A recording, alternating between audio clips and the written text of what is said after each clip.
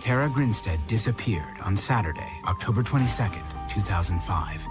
When a person disappears without a trace, often the most critical information is hidden in their actions and words from the days before they vanished.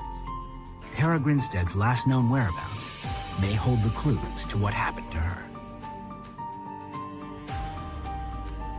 A small-town beauty queen, loved by all, if you were ever Tara's friend, you would be her friend for life. vanishes under baffling circumstances. There can be an abduction with no indication of a struggle. She gave me the impression that he acted like he was not himself. He claimed that he was a serial killer. A massive police investigation thrusts a tiny town into the national spotlight. There was a latex glove. There's all kinds of reasons why people kill others. I've been involved in some major investigations, but this one has had more twists and turns. It's worse than death. Death is final. Someone vanishing, it's not final until you find them. On the day she disappears, high school teacher Tara Grinstead spends the afternoon with some of her students. They're preparing for the Miss Georgia Sweet Potato Pageant, a big event in a small, close-knit town like Ocilla, Georgia. On that Saturday, Tara had helped a lot of the girls prepare for the pageant. She had done their hair and their makeup. A lot of them borrowed her dresses as well. And she had so much fun. She had a really good time with the girls. You know, they had snacks and had lunch. Tara has an especially close relationship with many of her students. I never heard anybody say a bad thing about Tara. They related really well to her. She always went the extra mile to help her kids, and she made class so much fun. Most of Tara's students would say, well, she's my teacher, but she's also my friend. Tara has been involved in beauty pageants since her high school years, but has her own agenda about the competitions.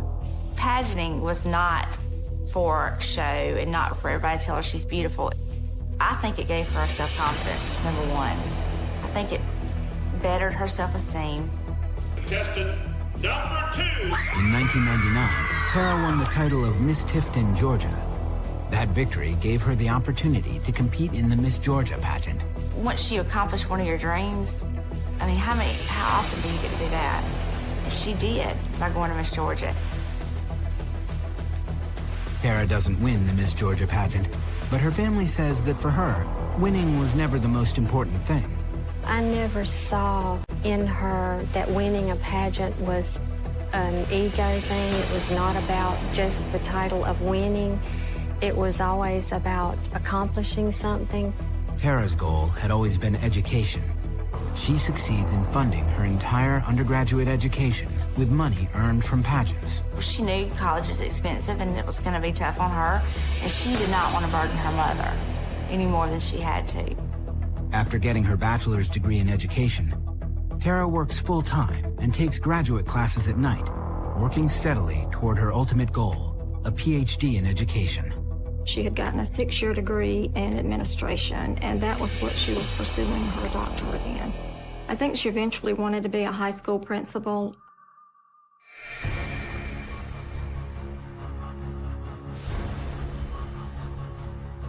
That Saturday night, a happy and relaxed Tara leaves the sweet potato pageant and heads over to a cookout attended by friends from school. Tara stayed at the cookout for about 2 hours and left at approximately 11 o'clock p.m., ostensibly to go home. She said she was going to watch the video of the pageant, and then she was going to go to bed. In a small town like Ocilla, neighbors look out for each other. Because she lives alone, Tara and her next-door neighbors have a system for saying, "I'm home and all is well." Every night when she came home, the first thing she would do was go into her room and turn on the lamp in the bedroom. The neighbors would look out and they would see that lamp on, and it would kind of be a signal to them, well, Tara's made it home. That night, the light in Tara's window never goes on. The next day, nobody sees Tara.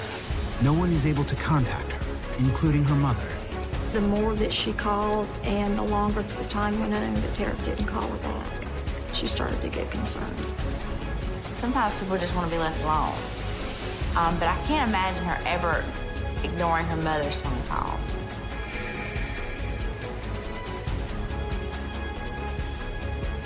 On Monday morning, Tara doesn't show up to teach her classes at Irwin County High School. Friends and family know that something is very wrong. That was a red flag for me because I knew what a dedicated teacher Tara was.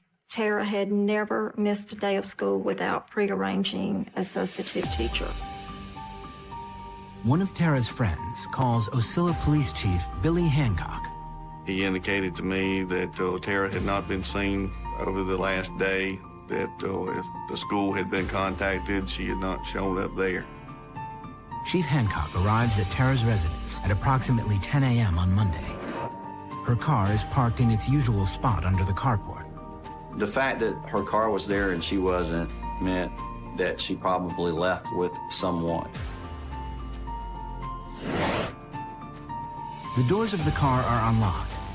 Oddly, there is an envelope containing $100 in cash left in the center console. I would think it'd be unusual for anybody to leave that amount of cash in the car and leave it unlocked. That's not like Tara to have money laying around any place. Inside Tara's house, however, everything looks fairly normal. There was no sign of forcible entry. There was no clear indication that any kind of struggle had occurred inside. Both the exterior and interior of Tara's residence are photographed in detail. Every room was photographed thoroughly to capture, what the condition of the house was at the time of our arrival. Clothing and accessories scattered around the floor help police reconstruct some of Tara's last known movements. The clothes Tara was wearing on the night of October 22nd were on the floor in her bedroom, which indicated to us that she had indeed arrived home. Her bed appeared as if possibly somebody had either slept in it or laid in it. Her cell phone was in the charger. It was still there in the charger. And to us, it indicates that she left the house with intentions of coming back. She knew she wasn't going to be gone long enough to have use of her cell phone. Investigators locate more intriguing clues outside Tara's house. A business card is wedged into her front door. They find something far more disturbing on the ground. Initial law enforcement officers who arrived immediately spotted a latex glove lying in the grass in the front yard, several feet away from the front door. Then I really got scared. For investigators, the latex glove is an ominous indicator of foul play. It certainly indicated to us that there was a strong likelihood that a crime had occurred. It would imply that whoever was using it was trying to avoid being detected. The latex glove's not something that all of us have. I think somebody had it very specifically so that they would not leave a trace. Our gut feeling upon processing Tara's residence was that a crime had occurred. Coming up, police investigate the men in Tara's life and uncover some troubling leads. She gave me the impression that he acted like he was not stable. After a day spent with friends and colleagues, 30-year-old high school teacher Tara Grinstead has vanished. I have never known Tara to just take off without letting somebody know. I'm not aware of any time that she ever did that. Everybody might not know, but somebody always knew where she was. By the time local police arrive at her residence, nobody has seen or heard from Tara for almost 2 days. Everybody knew that she just had not, gone off for a couple of days, that something had happened, something serious had happened to Tara. Due to the urgent nature of the case, Ocilla Police request the assistance of the Georgia Bureau of Investigation. When a person goes missing and we're asked to investigate, we operate with the premise that we're going to presume the worst and hope for the best.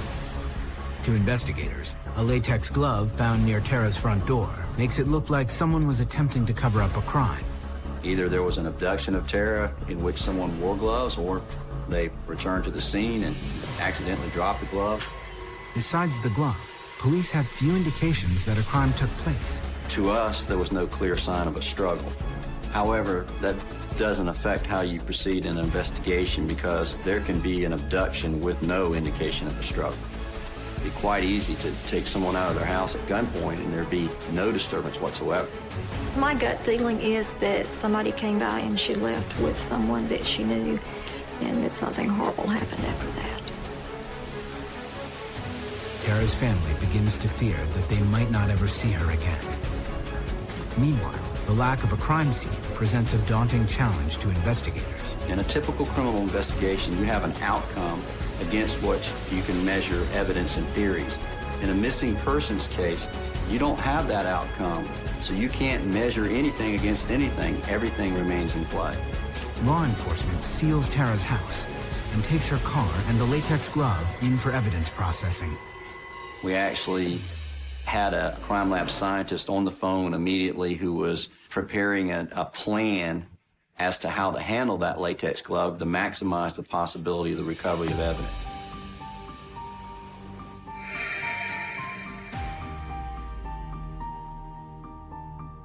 Tara has been missing for 12 hours.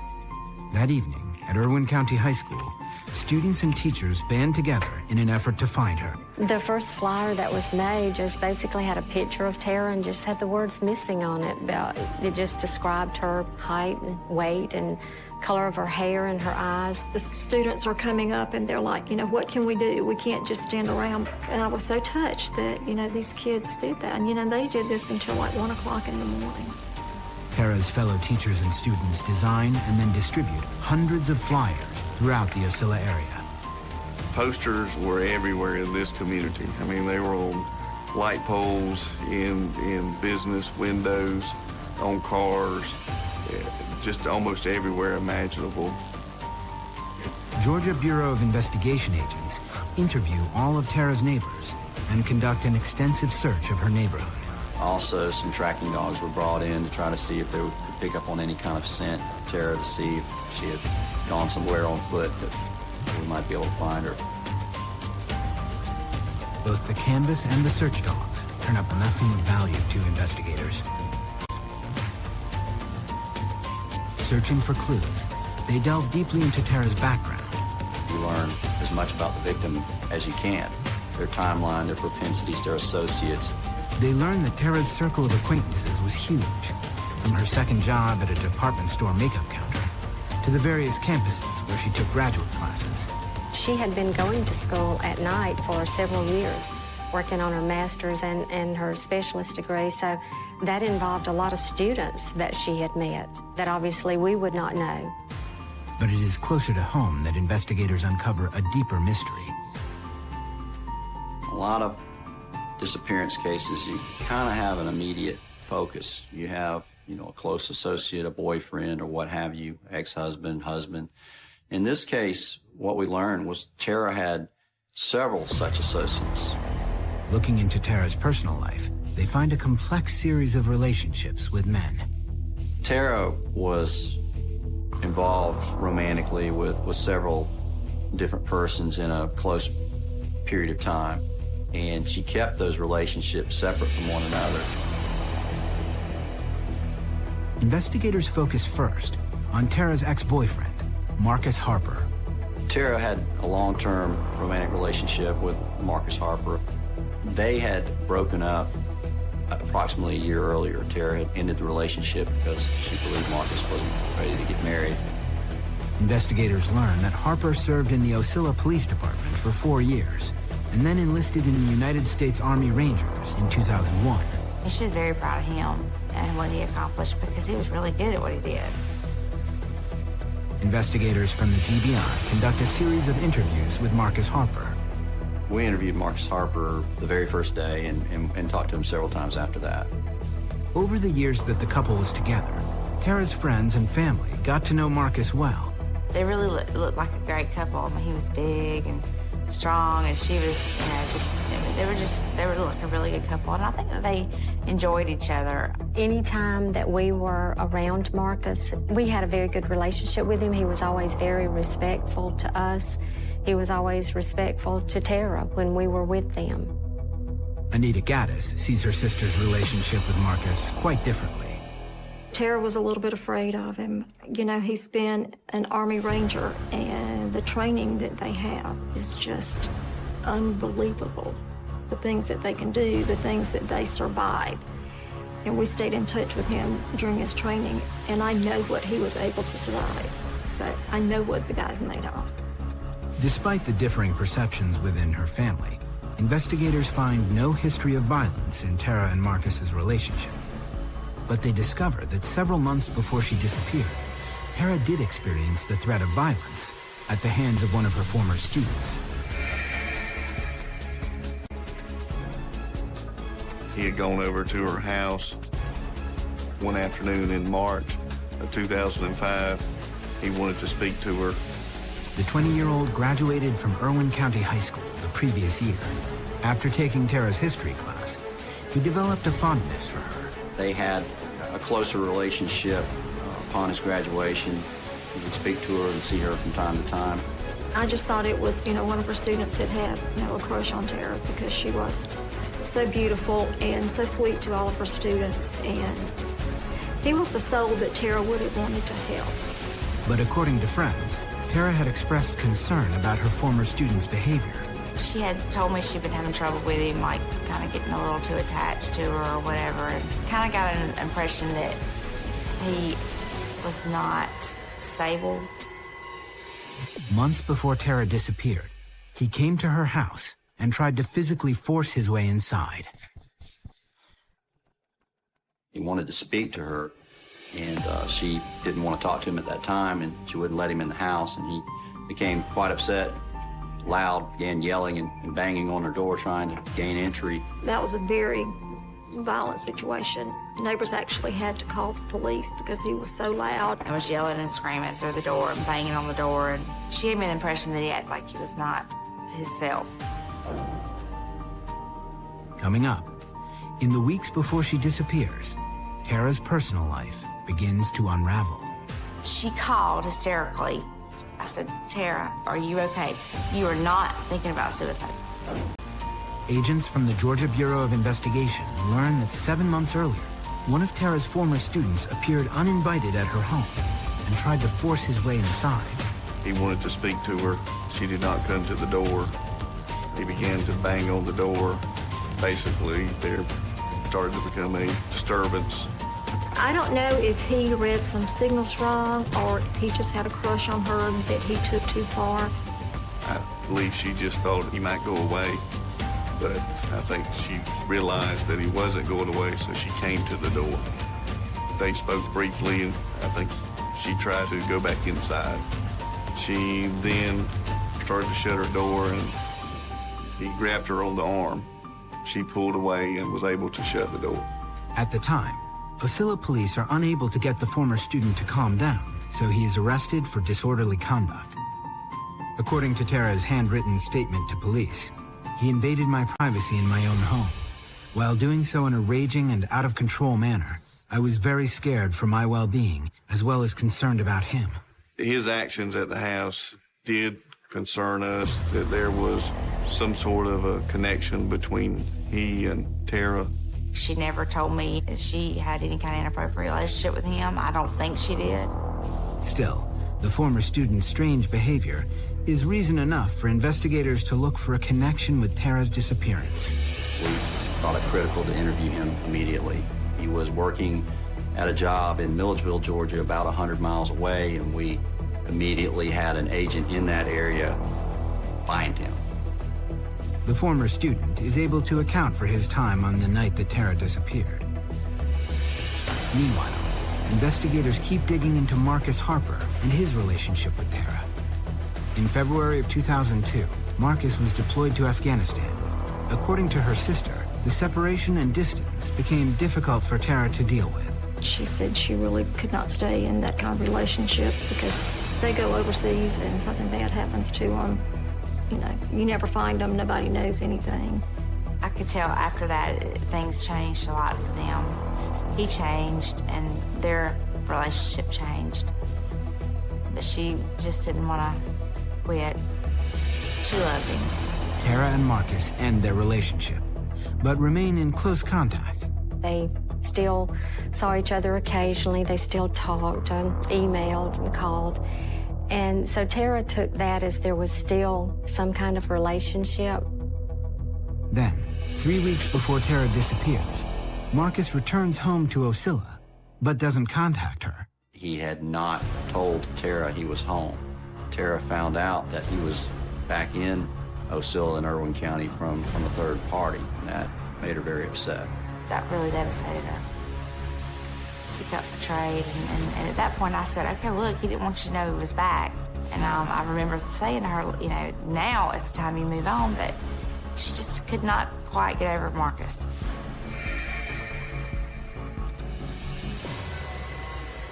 Investigators learn that Tara calls Marcus from her car and confronts him about not getting in touch. She was coming back from class in Waycross when she had engaged in a telephone conversation with Marcus Harper. Marcus tells Tara that their relationship is over once and for all. According to friends and family, she has an emotional breakdown on the road. She called hysterically and just felt like she was not able to drive. And one person went and picked her up, and the other passenger drove her car home.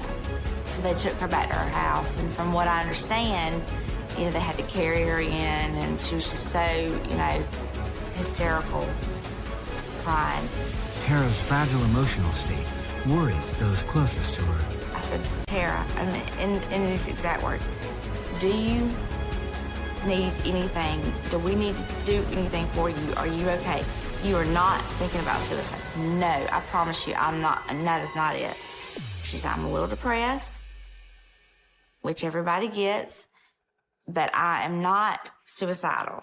Tara's family believes that she would never have committed suicide, regardless of how depressed she may have been over Marcus. She was just not that type of person. She would not have done that to our mother. There's absolutely no way, regardless of how, you know, distraught or upset she was. Agents at the Georgia Bureau of Investigation come to the same conclusion. The possibility of suicide was something that was certainly considered, but after a few days and she hadn't been found, it made it much less likely, because when one commits suicide, it's quite difficult to dispose of your own body. So we believe that had that occurred, we would have found her already. In the meantime, investigators continue to gather information from Marcus Harper. In a series of interviews, he accounts for his time on the night Tara disappeared. He said that on Saturday night he had gone to the White Horse Saloon in Fitzgerald, where he visited with some friends until approximately 2 in the morning. After that, Marcus says he met up with his friend and former partner on the Osceola Police Department and spent the night in a police cruiser doing a ride-along. We were able to corroborate that as best it could be corroborated. There was, you know, no point that he didn't cooperate with us in the investigation. For the moment, investigators' focus shifts away from Marcus Harper. Then, the business card found on Tara's front door provides a new lead. Agents learn that it belongs to a police officer from a nearby town, a married man. We learned that he and Tara were very close.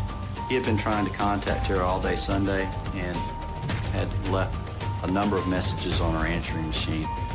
A neighbor tells police that he was a frequent visitor to Tara's house. He went down there and left his card in the door so that when she got home that she would know that he had been by there.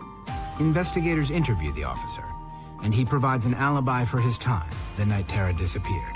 He was interviewed and gave a very thorough timeline of his actions over the last couple of weeks. They put his family through questioning the people he was with that night.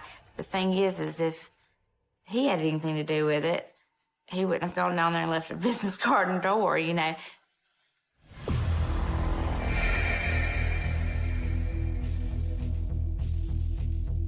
Four days after Tara's disappearance, investigators find themselves back at square one. Desperate to uncover tangible evidence, they organize a large-scale search for Tara. A organized, comprehensive ground search took place of the entire perimeter of Irwin County. We had horses, we had airplanes, people volunteered, we had four-wheelers, four-wheel drive vehicles, we had people walking. The massive search effort uses every tool available in Irwin County's arsenal. Dozens of agencies and hundreds of volunteer searchers take part in the effort to find Tara. It's a very emotional thing, especially when you know the area they're going, when you know they're looking in open, deep wells, when you know they're going through swamps, when you know they're looking in abandoned grain bins. It was pretty intense. It was long hours, long hours. Usually the searches would go on from, say, 9 o'clock in the 8 or 9 o'clock in the morning until dark.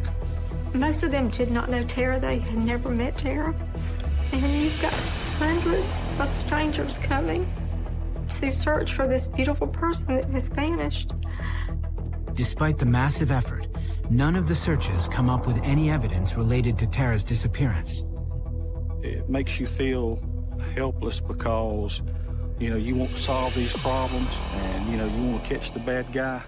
There's one involved. The one thing good that came out that we didn't find her, you know, was what it gave us hope, of course, that she was still alive.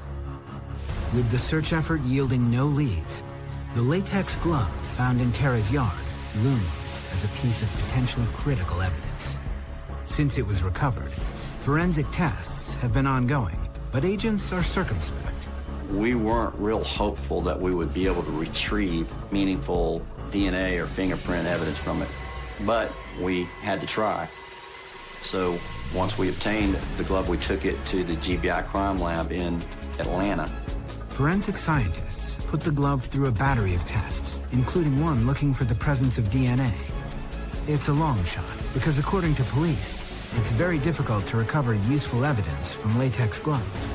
If you process for fingerprints first, it will destroy DNA evidence.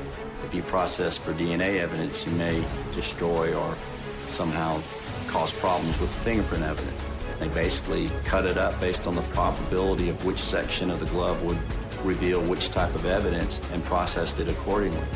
We all watch TV, and on CSI, you know, they do the DNA, and, you know, we know everything within 30 minutes, but, I mean, it's weeks and weeks and weeks to get results back. And, you know, it's very frustrating to just, you know, sit and wait. Despite the long odds, investigators hit the jackpot. We were able to recover both fingerprint evidence and DNA evidence. The fingerprints found on the glove are only partial prints, limiting their use in the investigation. Fortunately, we also had DNA on the glove, male DNA. Thanks to the DNA evidence, GBI agents finally have a powerful lead in Tara's disappearance. The DNA evidence lets us know that a male was at Tara's house and either wearing or had the glove in their possession. Coming up, police look for a DNA match, believing that person may be responsible for Tara's disappearance. We began swabbing pretty much any associate of Tara's that we came across. And later, Volunteers are back searching for Tara Grinstead. the news media descends on Ocilla, potentially compromising the investigation. When you lose control of the flow of information, you don't know what you lost. The investigation into Tara Grinstead's disappearance has been in full force for 10 days. Investigators recovered DNA evidence from the latex glove found at Tara's residence, suggesting that an unknown male was on Tara's property during the time she disappeared. We knew that we were looking for a male potential offender. So at that point, we ensured that we obtained DNA samples from most everyone we could associate with Tara. She met hundreds of people every day. And she was such a personable person and smiled, and she would introduce herself to anybody. Any male that came in contact with Tara, whether it was at her high school, at one of the colleges she went to, there's very few people that I know that they haven't swabbed. Agents collect the DNA of 144 men that had any contact with Tara, no matter how distant. Essentially, all you do is take a swab of the inside of someone's cheek and submit that swab for comparison against the questioned DNA. In our case, the DNA from the glove. But when the samples of DNA are compared, there is no match with any of Tara's male associates. Investigators find no match with the National DNA Database either. We've investigated everyone that we know of that was closely associated with Tara, and we can't find anything to indicate that any of them are responsible for her disappearance. But investigators can't eliminate any of the men in Tara's life either. They might have had an accomplice whose DNA was left on the glove. Maybe someone was involved in moving Tara's body. Maybe someone was involved in cleaning up, whatever evidence may have been at her residence before we arrived. The lack of conclusive evidence frustrates investigators. Although each of Tara's close male associates provide credible alibis, none can account for every minute of their time during the 34 hours between when Tara was last seen and when she was discovered missing. It's difficult for anyone to account for every hour of every day and provide an alibi for that. There are times that they're alone, and nobody knows exactly what they're doing. Because so much is unknown, investigators still need to consider all possibilities surrounding Tara's disappearance. She left on her own, that she was trying to make some point to resolve one of her relationships, that any of these people that we encountered in the first day or days thereafter could have gotten into an altercation with her, or that there could be just a random offender out there that saw Tara as a crime of opportunity. Nothing was beyond the possibility, and nothing is. So as much as we'd love to clear people, say that they had no involvement, we're unable to do so because we don't know what happened to Tara. As time drags on and Tara isn't found, investigators face an unexpected new challenge. Turning our attention now to the case of that missing Georgia high school teacher, Tara Grinstead. Volunteers are back searching for Tara Grinstead. Growing attention from the national news media makes a sensitive investigation difficult to manage.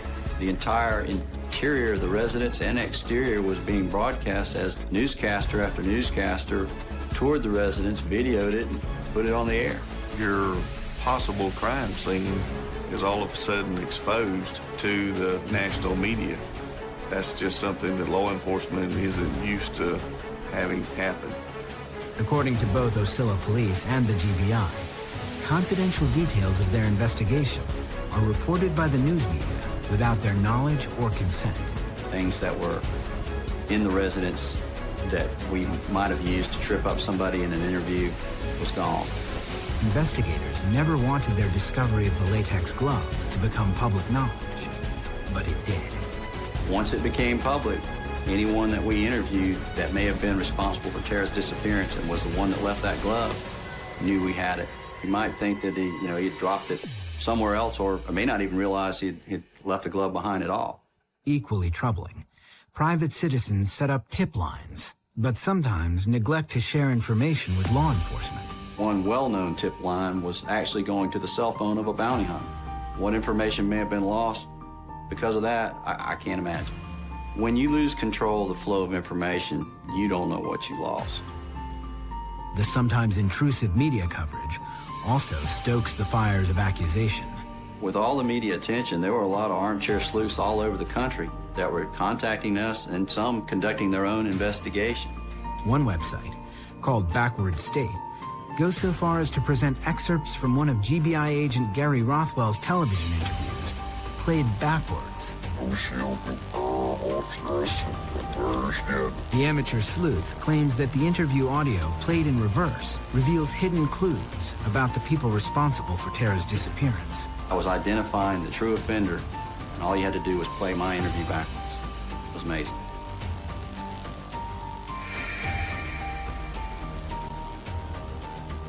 Then, perhaps due to the media blitz, several new tips promising information into Tara's disappearance come in.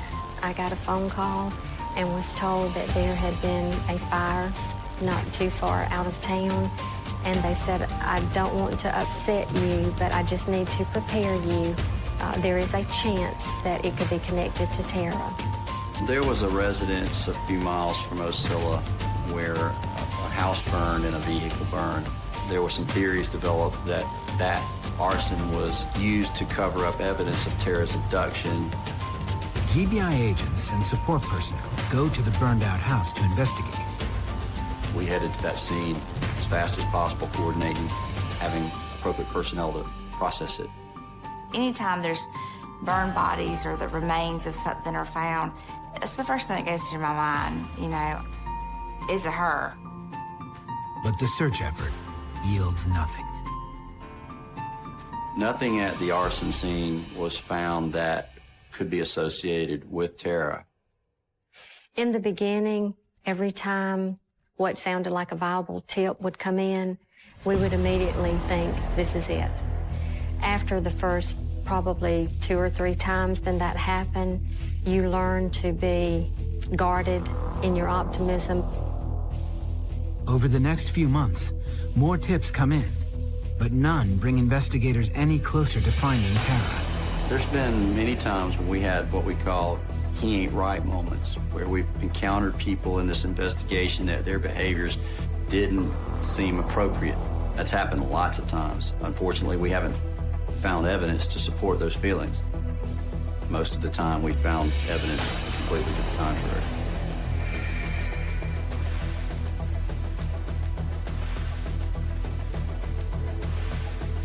Three years go by without any meaningful leads.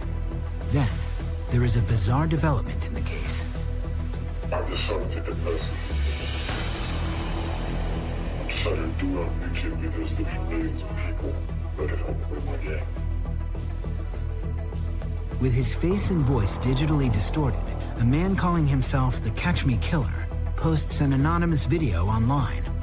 I will confess to 16 murders. But in order to do so, I'm going to give everybody a clue. Many clues. He claimed that he was a serial killer. He claimed that he had murdered 16 people, and he alluded to the fact that Tara was one of them. The video doesn't refer to Tara by name, but cites details that clearly identify her, including the date of her disappearance. He claimed that he had slit her throat, and he made reference to her screams into the night and said something about, but my blade, she could not fight. It was just horrible things that he said.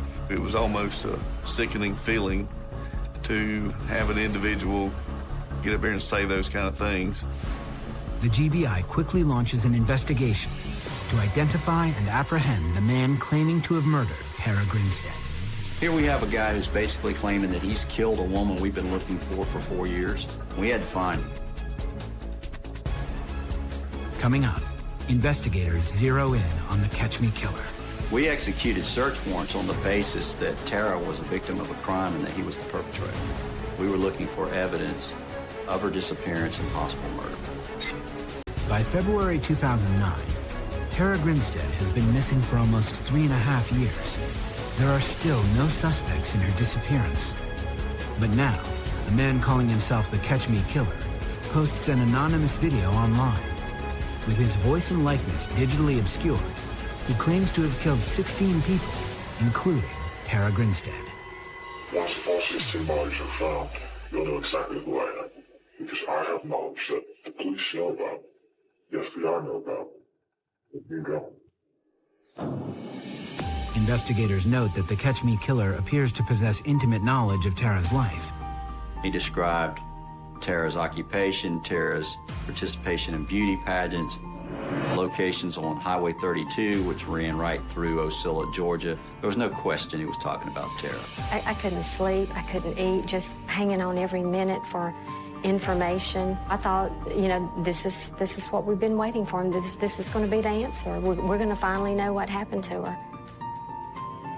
Officials from several agencies join forces to track down the self-confessed killer. Agents get search warrants in order to locate the computer used to post the video. What we did is ultimately traced the posting of that YouTube video to a couple of locations in Gainesville, Georgia, in Hall County, Georgia. Investigators identify the man behind the video as Andrew Scott Haley. They raid his home and other locations in Georgia and seize his computer, camera.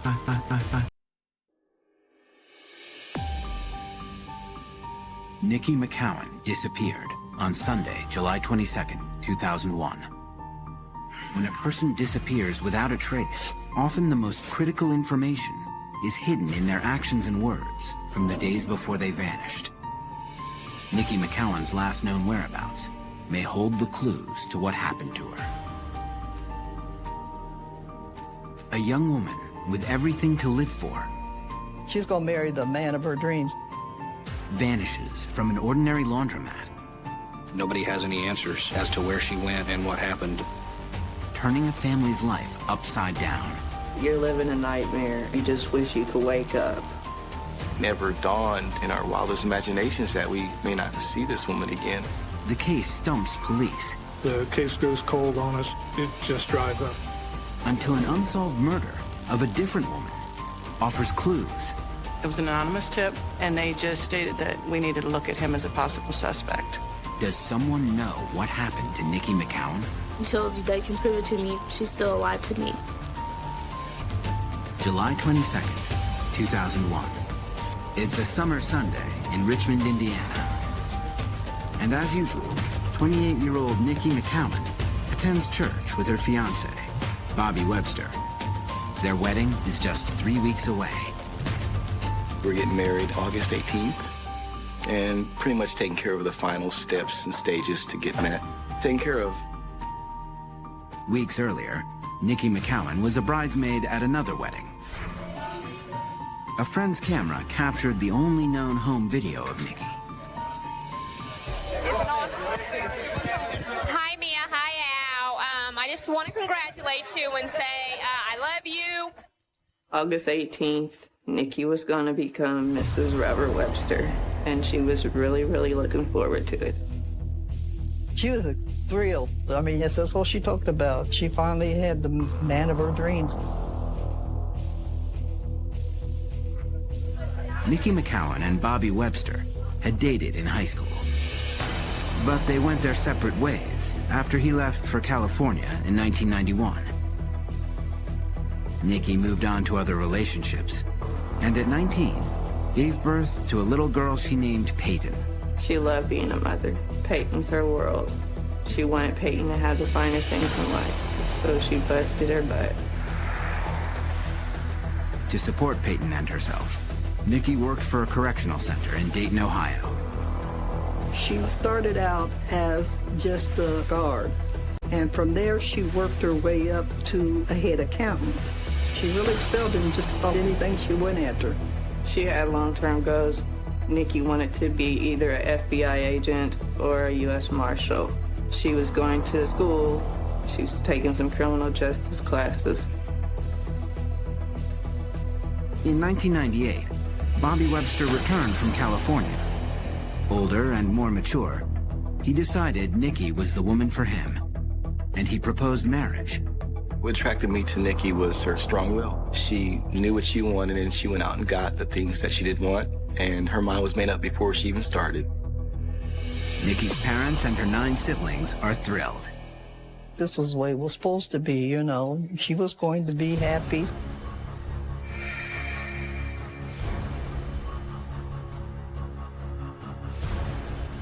That Sunday afternoon, in July of 2001, Niqui and Bobby busied themselves with wedding preparations and household chores.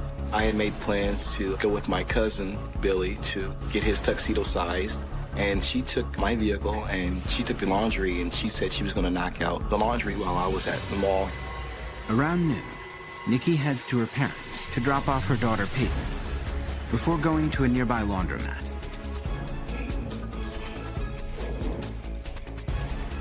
Last thing I said to Niqui was, I'll be back by 4 or 5 to do the wedding invitations that evening.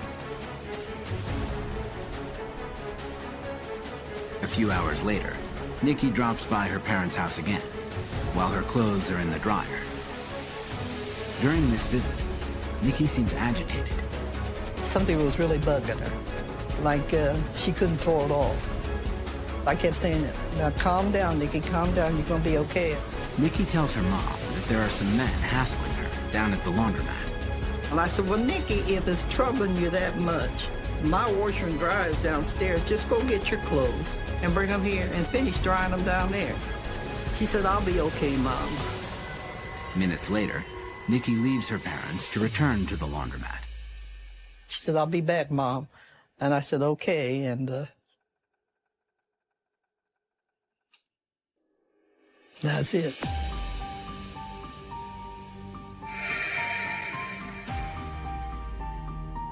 When Bobby returns from the tuxedo store later that afternoon, Niqui is not yet home. I didn't see the laundry there or my truck. She kicks her sandals off the doorway And I think that's the first thing I noticed. Her sandals weren't there, but, you know, I just figured that I'd gotten home before she did. 2 hours later, Niqui still hasn't returned. Bobby begins to worry. The time I thought something may be wrong was between 6 and 7 with no phone call or anything.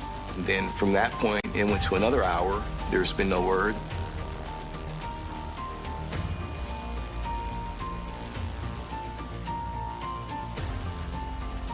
Around 6:30 p.m., Niqui's sister Michelle is visiting another sister, Tammy. She asked me if I seen Niqui. I said, no, I ain't seen Niqui. Why? What's wrong? She was like, Bobby's been calling, looking around for her. He can't find her. I was like, oh, she's probably out shopping or something. When Niqui is late to pick up her daughter, Peyton, her mother assumes she's at work. I just said, oh, she's all right. I said, you know how Niqui sometimes, just on the spur of the moment, will jump in her car and go over to Ohio because she worked there. At the apartment where Niqui lives with Bobby and Peyton, there are no signs that her absence is anything more than temporary. Her essentials are still on her bedside table. She left her purse, her ID, her clothes was all there. There was nothing missing outside of the laundry that she took with her to go to the laundry. As night falls and Niqui fails to return, the McCowns become increasingly anxious.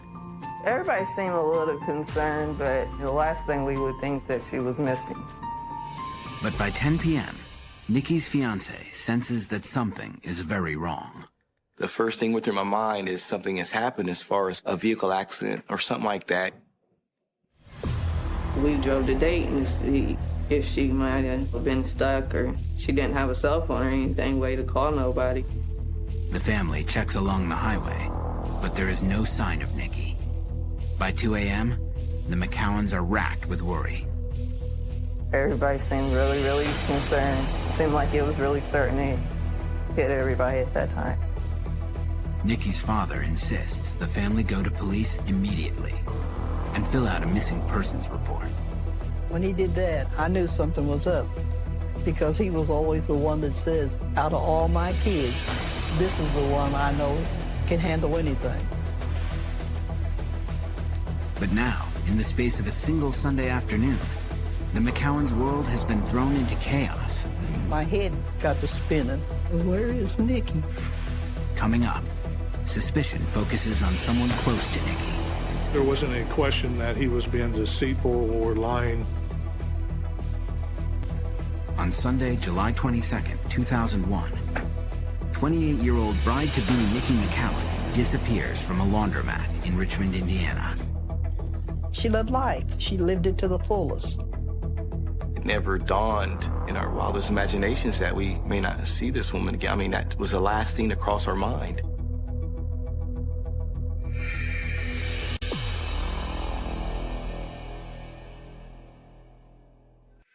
It's the day after Niqui disappeared. Her family has filed a missing persons report. But initially, police see no reason to be concerned. There were no phone calls indicating any trouble. There were no indicators that any harm had come to her. That afternoon, Niqui's family locates a surveillance video taken at a deli near the laundromat. The village pantry did show her stopping in. I think she may have purchased a Coke or something. At that moment, nothing seemed out of the ordinary. The video adds to the police's impression that nothing is wrong.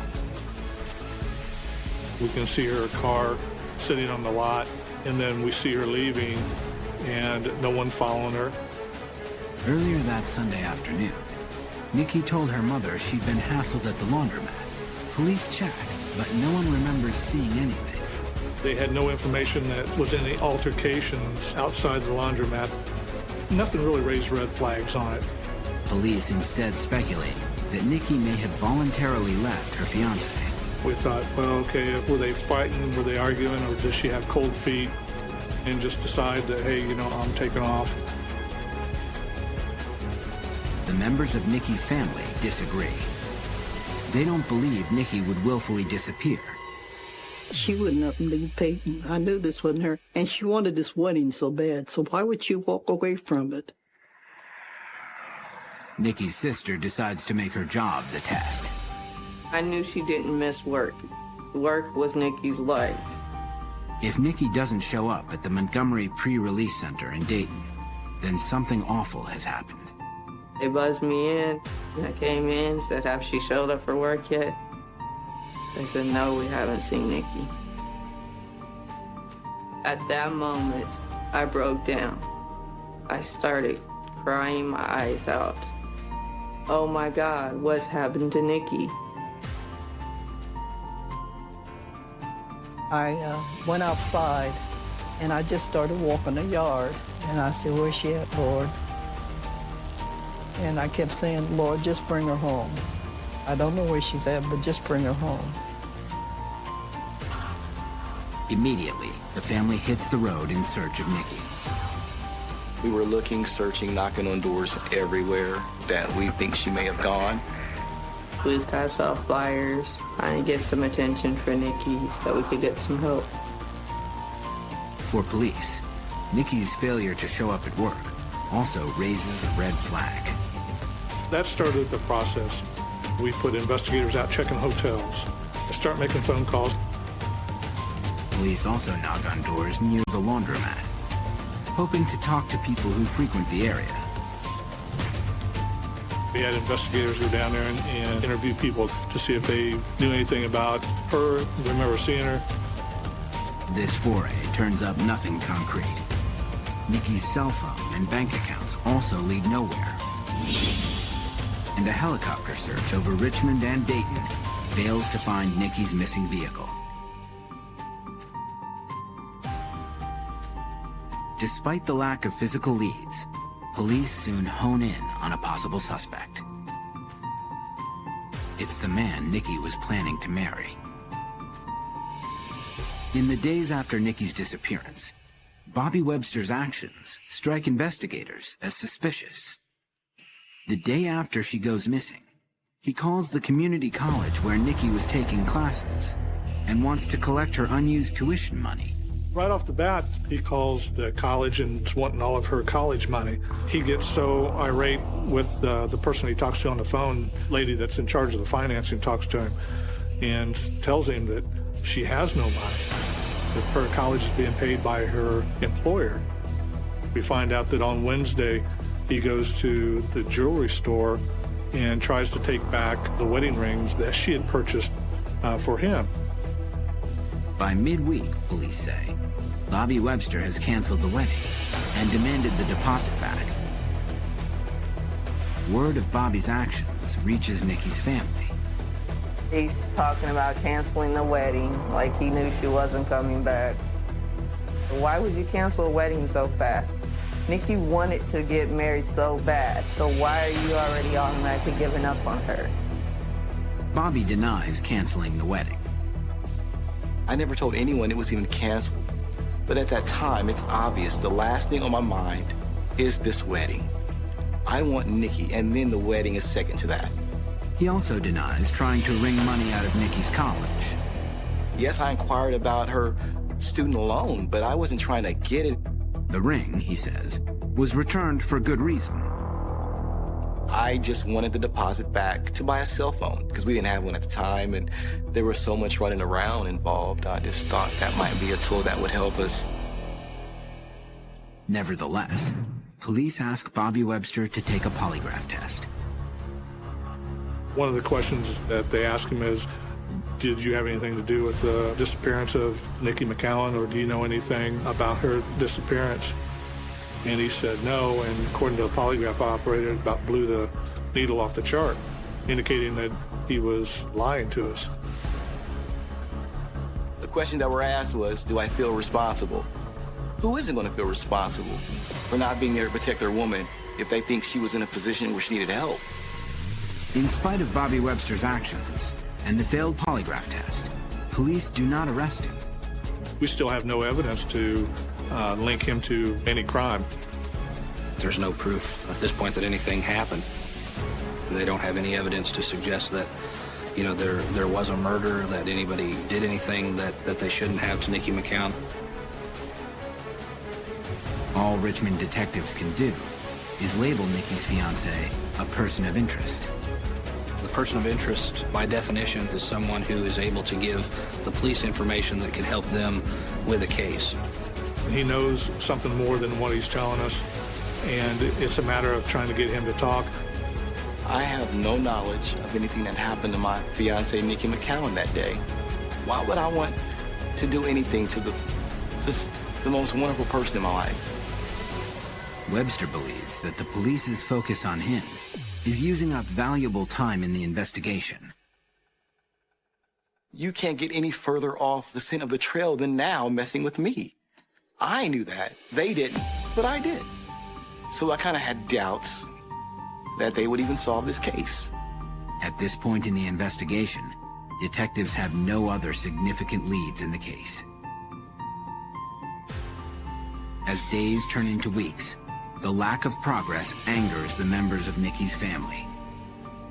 The sisters or some of the brothers would make accusations, you know, we weren't doing our job, we were looking at the wrong people. Family members begin their own aggressive effort to chase down any and all leads. People would tell us Niqui's in this house, and the whole family would get in a car and go there, and it would get really, really chaotic, because we're like wanting to kick the door in and stuff. For the police, the family's efforts to find Niqui go seriously overboard. Got to the point where we'd have to threaten to arrest them. A couple of our brothers were arrested because they were doing a lot of things they probably shouldn't have, looking for Niqui. We may have stepped on a few people's feet. I'm not going to apologize for that, because I was trying to find my baby. Despite the efforts of both police and family, Niqui's trail goes cold. The McCowans shut Bobby Webster out of their family. No one wants to let me know anything now. Then before, I had a good relationship with the family, but it was severed. For weeks, there are no leads. Then, 3.5 months after Niqui disappears, there's a stunning break in the case. Coming up, Niqui's car surfaces. Oh my God, they found Niqui's vehicle. Now they can find Niqui.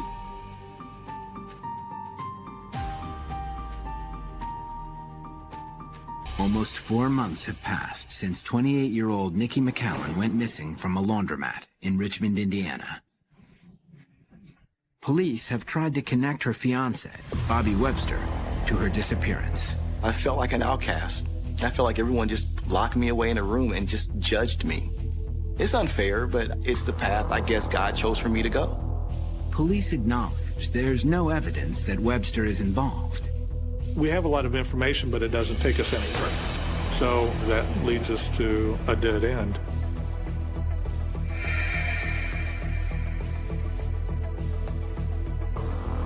As hope of finding anything dims, there's a major break in the case.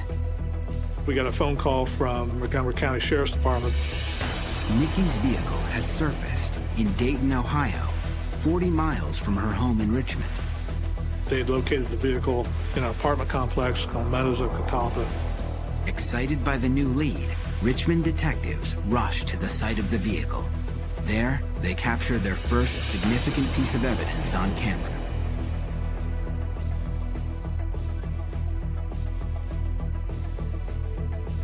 We were elated. We thought, here we go, this is going to help us solve the case.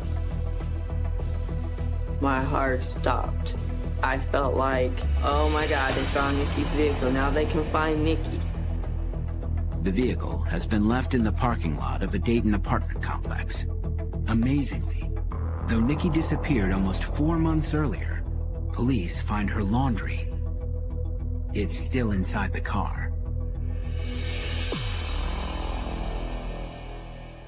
They said the clothes were still folded, like she'd folded them up and put them in the car.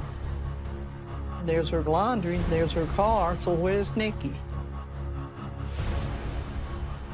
Richmond police tow the car back to Indiana. We checked the inside of the car for fingerprints. We checked it for hair fibers. We checked it for blood to see if there was any blood stains.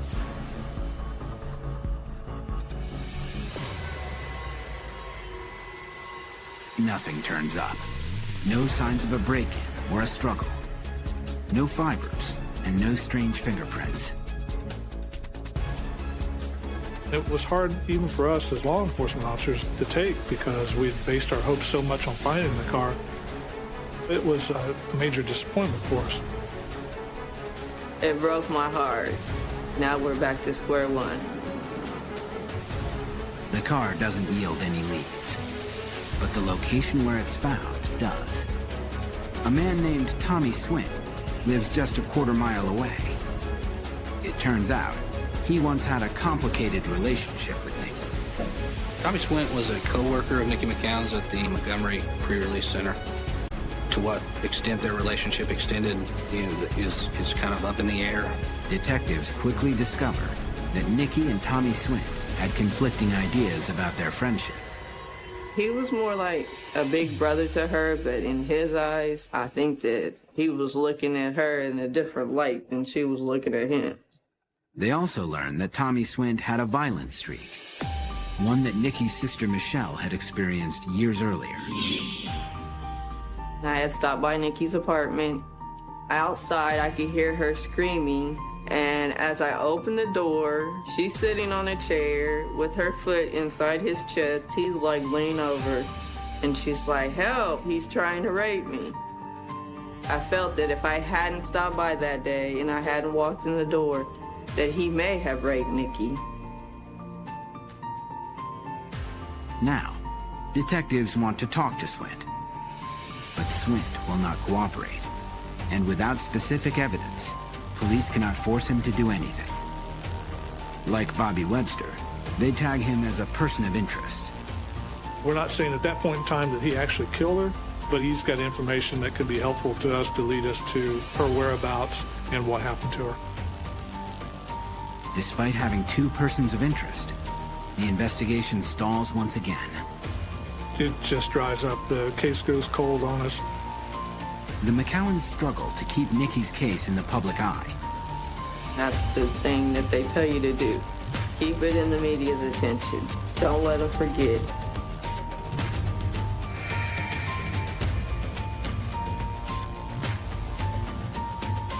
One year after Niqui vanishes, her sisters travel to New York to tell her story on a TV talk show. On the broadcast, a psychic named Sylvia Brown claims Niqui was murdered. She said she died, that they killed her that day, and that we would find her body in a trench somewhere around the laundromat. Niqui's sisters provide the information to police. So we, in fact, did go out and look around the area. The idea of the trench and the laundromat didn't lead us anywhere. Niqui's family keeps looking for her. In 2004, the family works with a missing persons organization offering a $100,000 reward for information leading to Niqui's return. We thought with this amount of money that surely somebody out there that knew something would come forward. We had a press conference here on the second floor of the city building. I just feel that this is Niqui's day. This is Niqui's day. You got 20 days. 20 days to come forth. To be wealthy. To come forth and get your $100,000. $100,000 is a lot of money, and I thought that one would definitely work. So I thought this was it.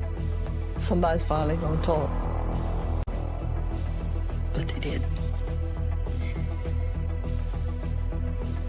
As the years pass, Niqui's disappearance and the fight to find her take a huge toll on her family. It's like you're living a nightmare and you just wish you could wake up. Your life was fine. Now you have a missing sister. Niqui's daughter Peyton, just 9 at the time of Niqui's disappearance, grows up without a mom.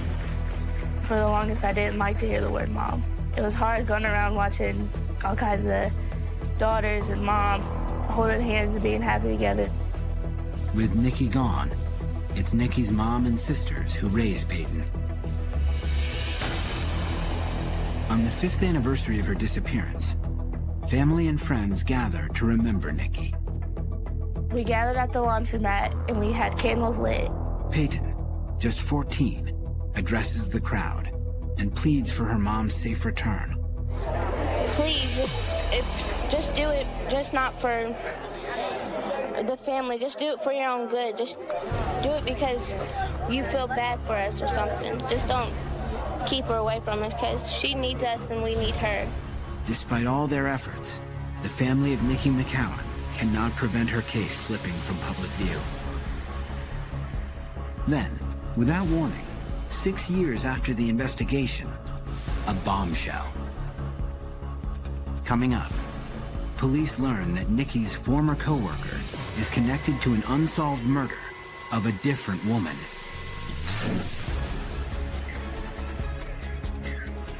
Yet more disappeared, leaving a trail of heartbreak and frustration for her family. She had her whole life ahead of her. We fought and fought and fought, and we get nowhere. But just as the trail threatens to go completely cold, a revelation rocks the case.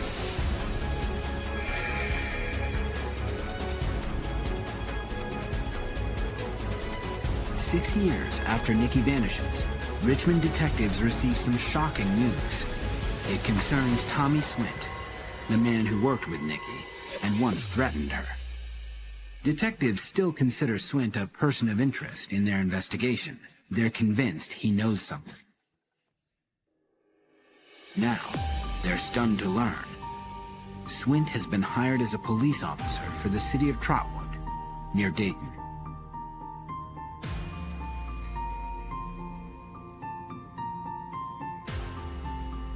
We were shocked that he would be working as a police officer. Members of Niqui McCown's family are also stunned. They believe Swint is connected to Niqui's disappearance. How are they going to give somebody like this a job as a police officer? How did this just slip through the cracks? I was mad. I was very much sure Tommy had something to do with Niqui's disappearance. Richmond detectives quickly informed Trotwood police that Swint is a person of interest in Niqui's investigation. We had spoke to him about the disappearance of Niqui McCown. We had spoke to him on a couple of occasions. Now, they moved to get him dismissed. He was told to resign or they would start termination process on him. Swint resigns. Stung by his downfall, Swint responds by suing the city of Richmond and its police department. Does anyone have any questions for Mr. Swint? At a press conference, Swint and his lawyer maintain that police never conclusively told him he was a person of interest in their investigation. He was never identified as a suspect, never identified as a person of interest, never charged with a crime, never accused of being someone who was involved in anything of that nature. He was interviewed because this was a friend of his that he knew. There was not one time that Detective Redmond told me or informed me that I was a suspect or a person of interest. Police insist Swint knew he was a person of interest all along. His lawsuits go nowhere. Tommy Swint's firing and his link to Niqui McCown land him in the headlines. It was very much all over the news. There were news stories in our paper, news stories in the Dayton paper. The coverage prompts something no one expected. An anonymous call that links Tommy Swint to an unsolved murder of a different woman.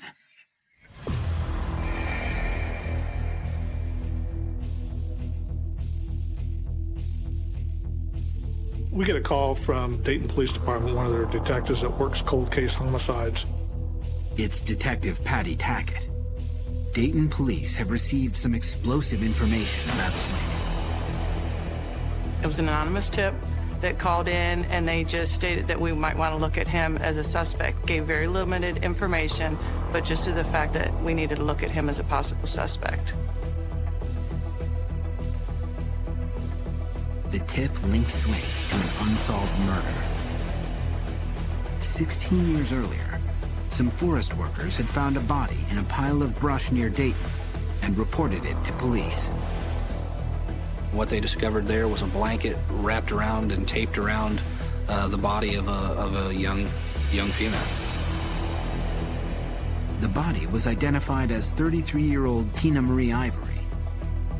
She had been the victim of a vicious strangling. Tina Marie Ivory was a troubled young woman who had fallen into a life of prostitution and who lived in the Dayton area. At the time, stains on the blanket enabled Dayton forensic experts to create a specific DNA profile of Ivory's killer. But there was a problem.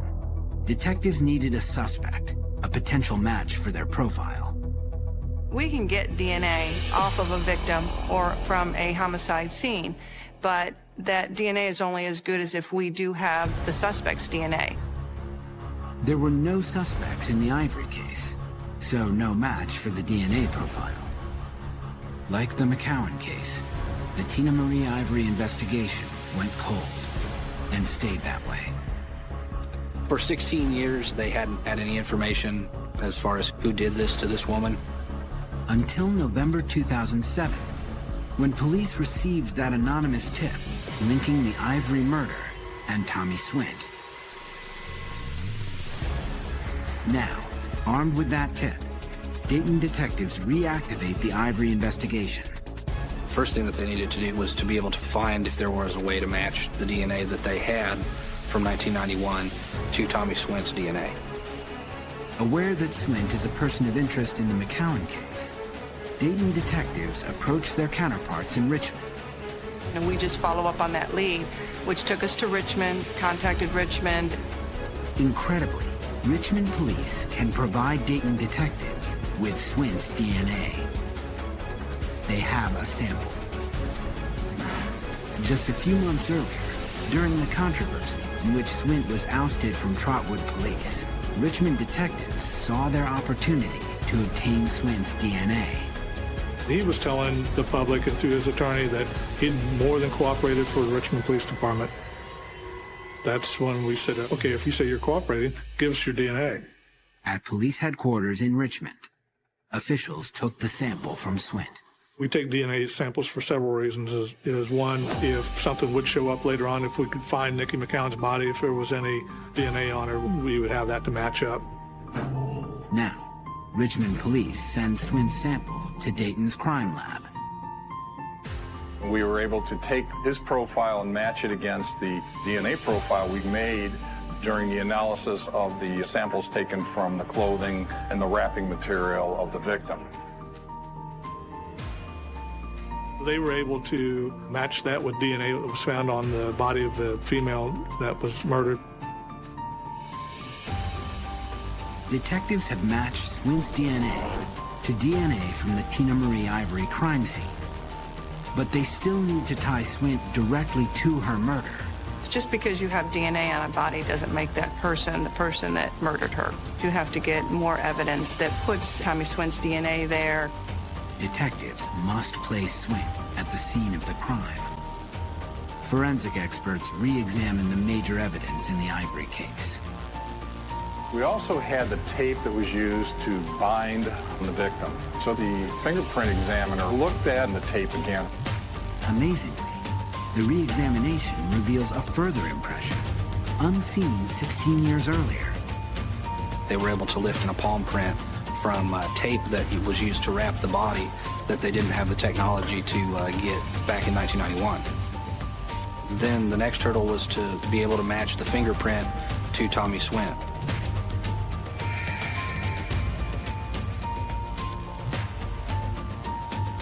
Dayton detectives traveled to Alabama to obtain Tommy Swint's fingerprints.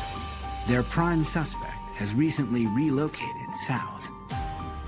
We went down and actually did a traffic stop on him in order to bring him to the police station in Alabama to get his fingerprints. He was cooperative, he gave them to us. The detectives are able to interview Swint, a moment captured on a police camera. Well, if I told you we had your DNA off her, would you believe it? No. And the reason is because what about you killed her? So what? That you killed her. Are you stating that I killed her? I'm asking you, did you kill her? Okay, if I'm telling you that we have evidence that says that you did. What do you have to say to that? I know how to do this thing. And I understand what your job is. But I'm gonna have to bring this to a close. The detectives keep questioning Swint about Tina Marie Ivory and do not ask him about Niqui McCown's disappearance. There is still no evidence linking him to Niqi's case. Back in Dayton, the crime lab receives Swint's fingerprint profile. Experts examine it to see if it matches the print found on the tape wrapped around Tina Ivory's body. It was compared against that impression that was picked off the tape, and a positive identification was made. It was a match that the fingerprints that were on the tape did belong to Tommy Swint. For Dayton detectives, the fingerprint match triggers an arrest warrant for Tommy Swint. For Richmond detectives, it's equally significant. Their person of interest in the Niqui McCown case is now close to being indicted for the murder of another woman. We saw a possibility of finally ending the case of Niqui McCown. Coming up, a shocking twist in the search for Niqui McCown's killer. I said, Lord, you didn't bring me this far just to let this happen.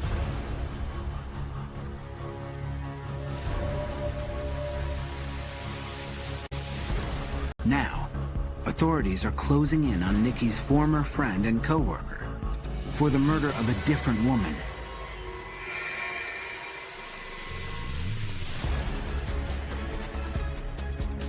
A grand jury in Dayton, Ohio, indicts Tommy Swint for the killing of Tina Marie Ivory. It's the moment detectives have been waiting for. We were hoping that he would say something, admit to us or to them that what happened to Niqui McCown. Less than 1 hour later, police prepare to arrest Swint in Russell County, Alabama. I contacted Alabama to let them know that the indictment had come out, and they did their procedures as far as getting their backup in order to make sure that they made the arrest. At exactly 1 p.m., police drive up to Swint's house. They approach the front door. At that moment, a shot rings out. They heard a gunshot, and they went into the house. Police break down the door and find Swint on the floor, a gun in his hand. They had found that Tommy had actually taken his life. Detectives on the McCown case are devastated. We're instantly pissed. We're angry. You know, our one shot that we thought we had of finally finding out and getting a conclusion to Niqui McCown is up in smoke. Niqi's family hears the unsettling news. My son, he said, Mom, you know what this means, don't you? And I said, what? He said, you ain't gonna find no answer. Excuse me. I said, oh no. I said, oh, please don't let this be right. I said, so close, so close.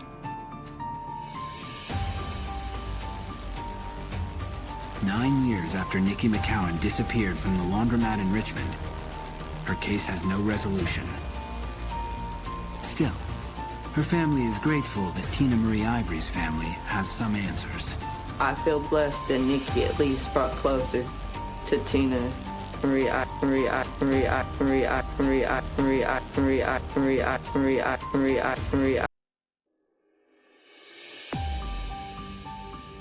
Tanya Ryder disappeared on Thursday, September 20th, 2007. When a person disappears without a trace, often the most critical information is hidden in their actions and words from the days before they vanished. Tanya Ryder's last known whereabouts may hold the clues to what happened to her. A hardworking woman heads home to catch some sleep after her overnight shift. As far as I knew, Tanya was just going about her normal day. She would have been getting off work and then heading home. But she never makes it. All of a sudden, she's not where she's supposed to be. She disappeared into thin air, as far as we could tell. Without a single clue, her husband must search for her, alone. But not knowing is enough to make you go insane. Tom is having the battle of his life. I was waging a one-man battle against overwhelming odds just to even get heard. To reach the shocking conclusion that turns into a media sensation. Whoa, what's going on here? Oh my God. Oh my God.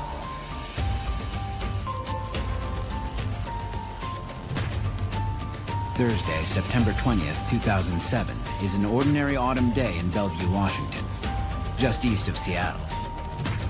The day unfolds on schedule for 33-year-old Tanya Ryder.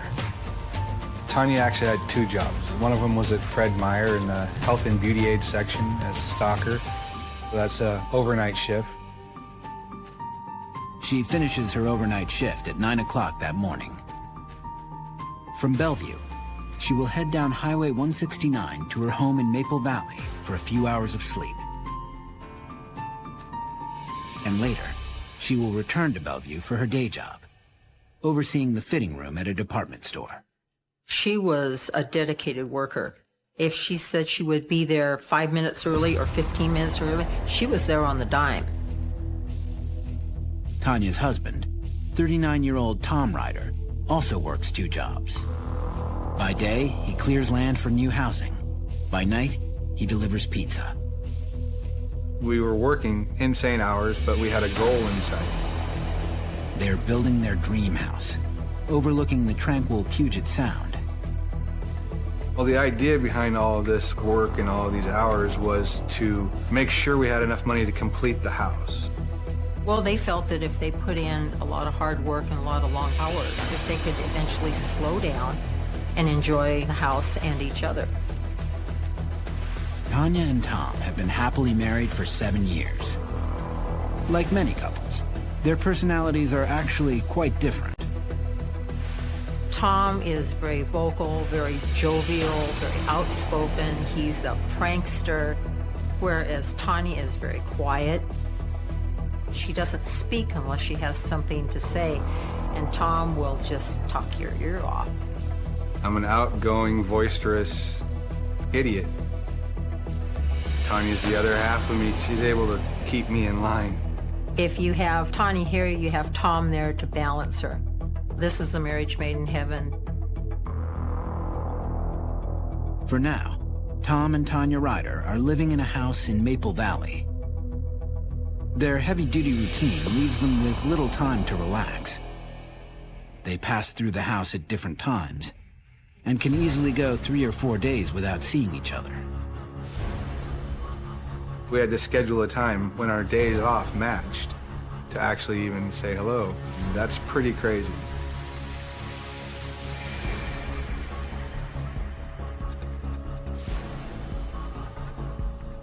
On Wednesday evening, Tom and Tanya enjoy a rare moment of togetherness. She was home that night when I got home, so we actually got to talk a little bit and have a little, family time. I made her laugh, she made me laugh. Later that night, Tanya works her overnight shift at the grocery store in Bellevue.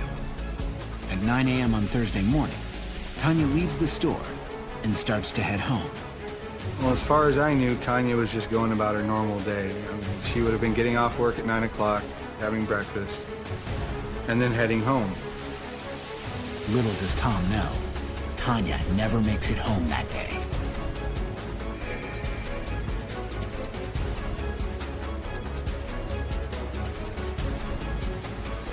Three days since Tom last saw Tanya, he's on the job, clearing a housing tract in Maple Valley.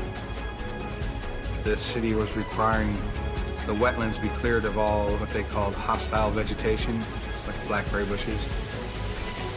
Around 10 a.m., Tom's cell phone rings. It's Tanya's boss at her daytime job in Bellevue. She tells me that Tanya hasn't showed up to her last 2 shifts. And I'm thinking to myself, I don't want to get Tanya in trouble. Maybe she just overslept. I'm trying to keep my calm and telling her, I'll try and get a hold of Tanya and have her call you. Concerned, Tom immediately calls Tanya's cell phone. I started walking back to my truck and dialing Tanya's phone number. She didn't set up her voicemail, so it goes to the little message that says, the cellular customer you are trying to reach has not set up his voicemail box yet. mailbox cannot accept new messages at this time. Please try again later. Goodbye. She may not answer anyone else's calling, but she'll answer mine. So now I'm starting to worry. Tom drives to their home in Maple Valley, thinking that perhaps Tanya is there. I make it to the door and I go, Tanya! And no answer, so I go and I check the downstairs. I double back and go up the staircase, and we have 3 bedrooms up there, and she's not in any of them. Tom checks the garage. Tanya's car is not there. The more I'm checking and not finding her, the more the panic is building inside me. Desperate to locate Tanya, Tom makes an emergency phone call. 911, what are you reporting? My wife didn't show up for work last night, and she's not home, and I haven't heard from her in 2 days. Just check and see if there are any accidents involved Tanya Ryder, R-I-D-E-R. I'm not showing any injury accidents in that area, but I can connect you with State Patrol, and you can check if there are any injury accidents on the freeway. The 911 operator tells him there are no reports of an accident on the highway either. But this doesn't bring Tom any relief. In a single morning, Tom's world is turned upside down. So at this point, I start to I'm losing it. I start thinking about what could have happened. For Tom, the reality of the situation starts to set in. No one has seen Tanya since she left her overnight shift at the grocery store Thursday morning. Tom realizes, oh my God, she's been gone and unaccounted for in everybody's life for 2 days. Coming up, the clock is ticking, and Tom is struggling to get police to investigate Tanya's disappearance. I was furious. I was not going to let them not do their job. 39-year-old Tom Ryder has just learned that his wife Tanya has not reported for work in 48 hours. She's not at home either, and she's not answering her cell phone. I'm pretty much starting to panic at this point because Tanya will answer my phone calls when I call. All of a sudden, she's not where she's supposed to be. He knew there was something wrong. My adrenaline was pumping. I was having trouble breathing right. It's just, where is she?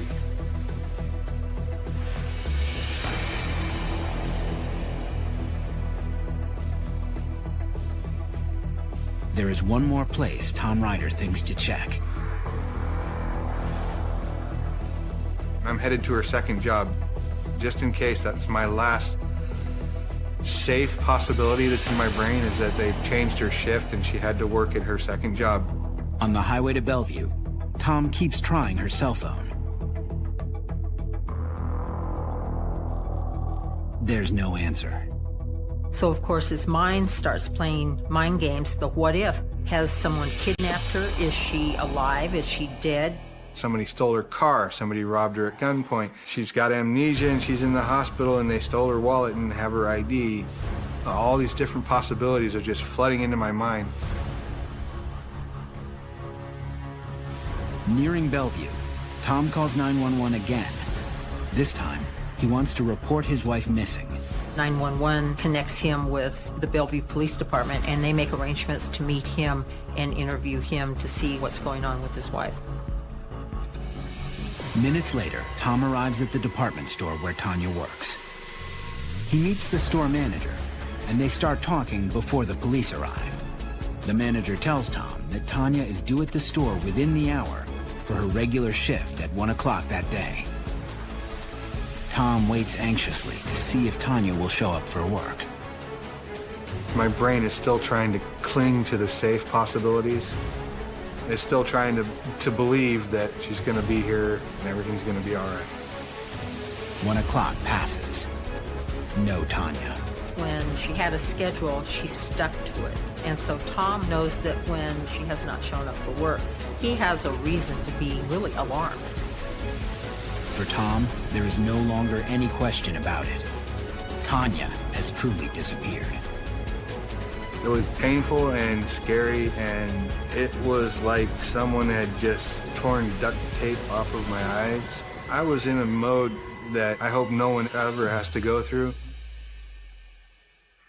Soon, responding to Tom's 911 call, a Bellevue police officer arrives at the department store. He questions Tom. What does your wife look like? When was the last time she was seen? What was she wearing? Have there been any disputes between you? The officer determines Tanya's last known whereabouts were at her nighttime job.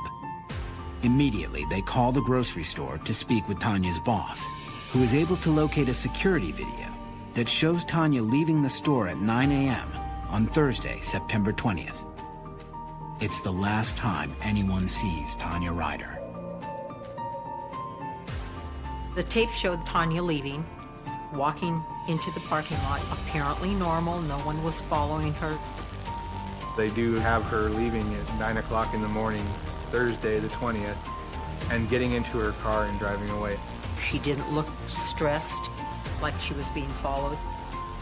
Because the tape shows Tanya heading home to Maple Valley in her own car, on her own free will, the officer informs Tom he will have to refile a report with the King County Police. John Urquhart is a sergeant at that precinct. Bellevue decided she lives in Maple Valley, our jurisdiction. Therefore, the King County Sheriff's Office will have jurisdiction. Tom immediately heads back to his home in Maple Valley. I know, based on the conversation I had with the officer, that I won't get referred to the right 911 operator until I get closer to home. As soon as he crosses the county line, Tom calls 911 from the car. This time, he's connected to a King County emergency operator. My wife is missing. My wife's name is Tanya Ryder. He goes through the story again, and he couldn't find any record of her being in an automobile accident, so there had to be some other explanation what had happened to her. And he was quite insistent. Something else is going on here. You need to help me. Tom urges the King County operator to file a missing persons report for Tanya, but the operator declines to file the report. Before anything else can happen, the operator tells Tom, he must check the local hospitals and jails for Tanya. The moment that I'm making those phone calls, calling the jails, calling the morgues, calling the hospitals, I'm praying that it's the wrong way, that I'm looking in the wrong direction, but I have to look. There's no record of Tanya anywhere. So I call back the 911 operator. She's not in any of your jails. She's not in any of your hospitals. She's not in any of your morgues. She's not at home. My wife is missing. For a second time, Tom asks the operator to file a missing persons report for Tanya. Just because she's missed work, did you guys have any arguments? No. Discussions? Problems? Have you checked any other family members in the area? House in Maple Valley. Have you contacted any other family members that she may go to? And talk to her family members. Again, the operator declines to file the report, insisting that Tom must try contacting Tanya's friends and family members. History has told us in other cases it's very, very important for family members to be contacted. Oftentimes that'll solve the case very quickly. I haven't called her family in years. I called each and every one of them. And they didn't have a close relationship, and they haven't heard from her in months. Tom calls King County 911 a third time. He knows with each passing minute, Tanya could be in danger. So he pleads with the operator to take the report so the search for Tanya can begin. He's very, very insistent. He says, I've called the family members, I've called the hospitals, I've called the morgue, I've called the jail. I've done all you've asked me to do. They're going to have to take a report now. Now it's their turn, is what I'm thinking. I'm thinking now they're going to come on board. Now they're going to start looking for my wife.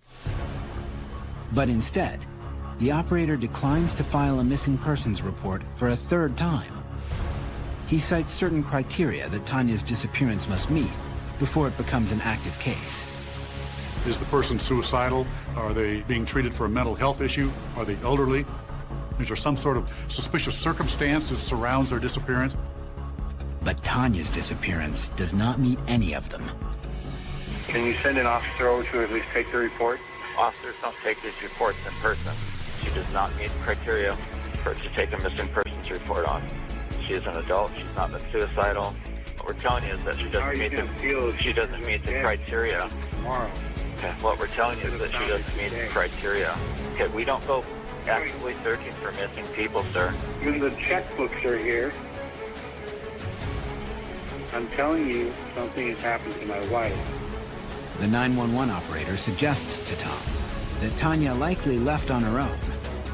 She's a normal, adult, working female, and she disappeared, which is her right.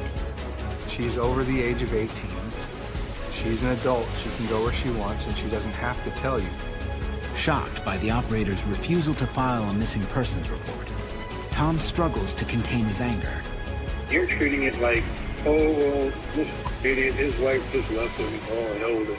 How long does she have to be missing before you'll take a report? There is no set time.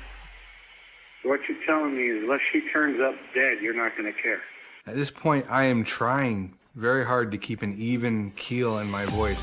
If I knew where he was, I would have been down there forcing his hand to write the report. 4 days after she was last seen, no official search for Tanya Ryder is underway. 3 911 calls from Tom Ryder have failed to initiate an investigation, and he fears that the longer it takes to start looking for her, the less likely they will find her alive. If Tanya is in danger, the police need to get involved, and the clock is ticking. Tom at this point is at a loss for what to do without any help, so he has to take it on himself. Tom contemplates going to the police station to make his case in person, but he fears that they too will reject his plea to start an investigation. Instead, he decides to take matters into his own hands by involving the media. I figure I'm going to force their hand. I figured I'm not going to let them not look for my wife. I'm going to call the media and make it loud and messy. But the news station requires a police-issued case number in order to run a missing person story, to avoid inadvertently reporting false information. It's a catch-22 because they can't run a story without a case number. And on the other hand, Tom can't get a case number. He has opened every door to obtain an answer, to point him in the right direction, to give him the next step, and all the doors are slammed in his face. All he can do now is try to search for Tanya on his own. As night falls across the Northwest, Tom Ryder drives up and down the roads of Maple Valley, Washington, looking for his missing wife. I was just driving back and forth, scanning the edges of the road, looking for any indication that a car had left the roadway. He's looking everywhere. He's looking in people's windows as he drives by. He's looking for accident scenes. He's looking for grease on the highway. I lost count on how many times I went back and forth. I was panicking. Late that night, Tom thinks of one final scenario. Perhaps Tanya has retreated to the site of their future dream house. Maybe she's just frazzled and she's out at the property trying to relax her nerves. I'm not believing it for 1 second, but there's no way I'm not going to go check. Tom drives 92 miles to see if Tanya is there, but she is still nowhere to be found. Hours are ticking by, minutes are ticking by, and Tanya is still missing. Coming up, Tom fights to get his wife's case activated. These people aren't helping me. In fact, they're standing in my way. And inside me, something snapped. 39-year-old Tom Ryder is devastated. His wife, Tanya, has disappeared. It's crazy. The man was trying to hold it together as his life is falling apart. He's also furious. Despite repeated calls to 911, Tom can't get police to launch a missing persons case. I was waging a one-man battle against overwhelming odds just to even get heard. But time is of the essence, and Tom knows he needs the police if he has any chance of finding his wife. I know I can't do it all myself. I know I need their help. The chances of finding her were better with more people looking.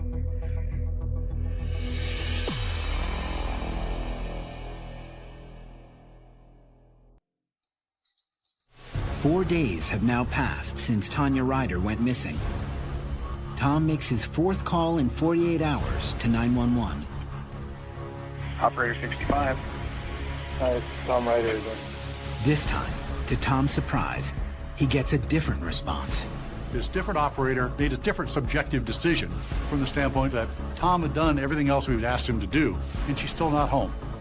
I believe that she suddenly met the criteria because they figured out that I wasn't going to go away.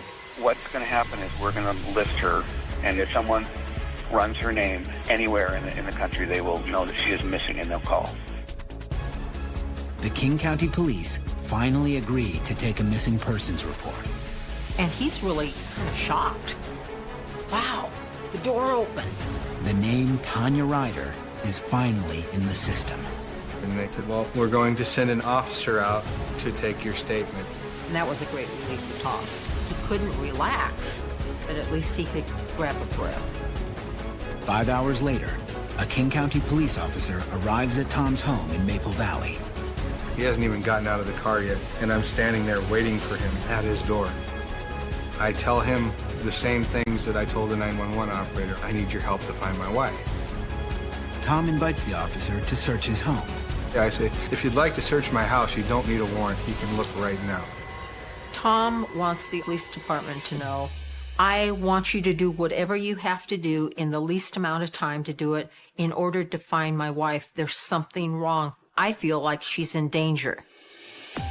Although Tom is being very forthcoming, in these cases, the husband often becomes the #1 suspect.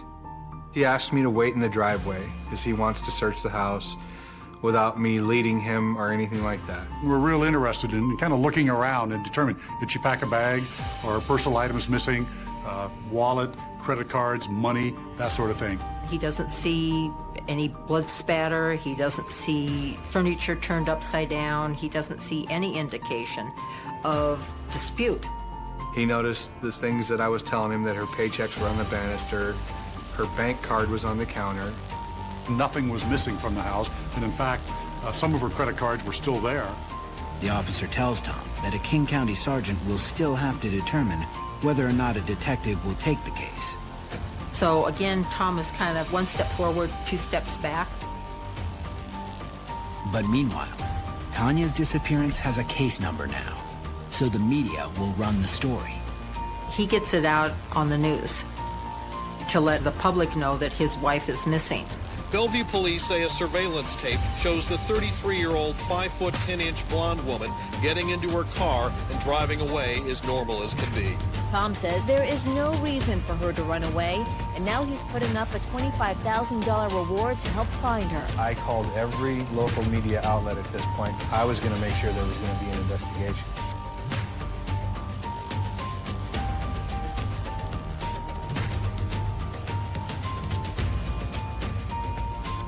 It's the 5th day since Tanya Ryder went missing. After another sleepless night, Tom goes to work.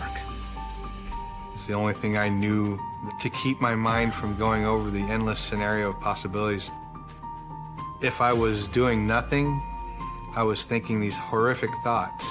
After seeing all the news coverage, Tom's boss asks his employees to draw up hundreds of flyers.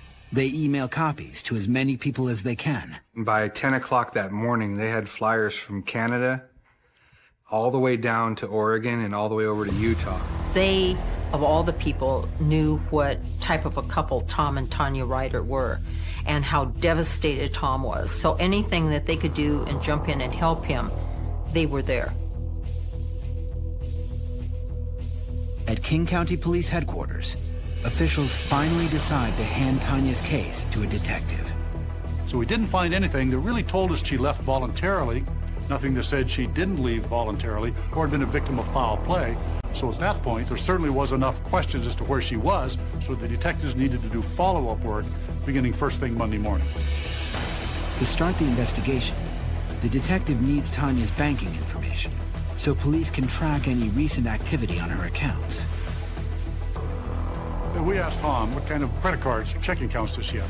They need credit card information. They need bank statements and accounts and PIN numbers and codes. I told him that we had a joint account and a joint savings account, and that Tanya had a Nordstrom Visa, and that's all she has with her. Later that day, Tom tries again to reach Tanya. He can't let go of the feeling that she's out there, somewhere. I decided to try and call her phone again because it's been giving me this weird feeling of knowing if her phone's still alive, maybe she is.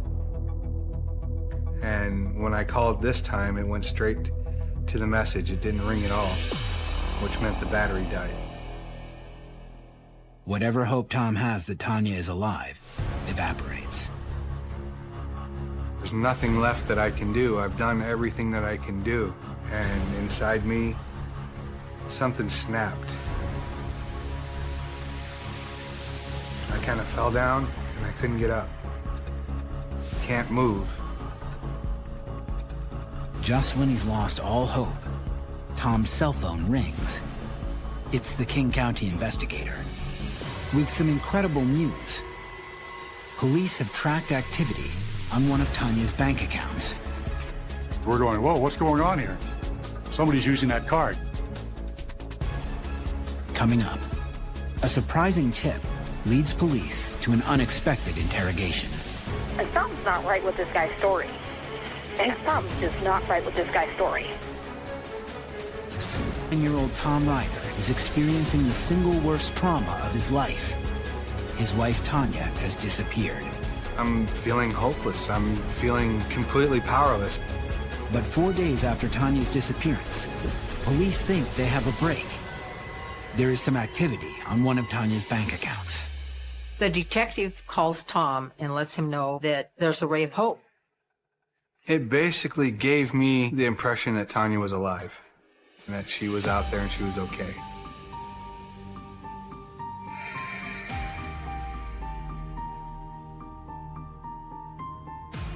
Tom calls the detective on his wife's case to inquire about the details of the new discovery. I asked her specifically what account she was monitoring that she saw activity on. She said, I saw activity on Tanya's checking account. As far as we knew, she had the only access to the account. Therefore, any activity on the account would be through her debit card. Unfortunately, there is a mix-up with the account information.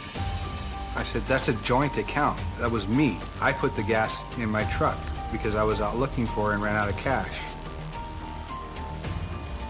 Tom realized it was his purchase off of the card, and it was nothing to do with Tanya.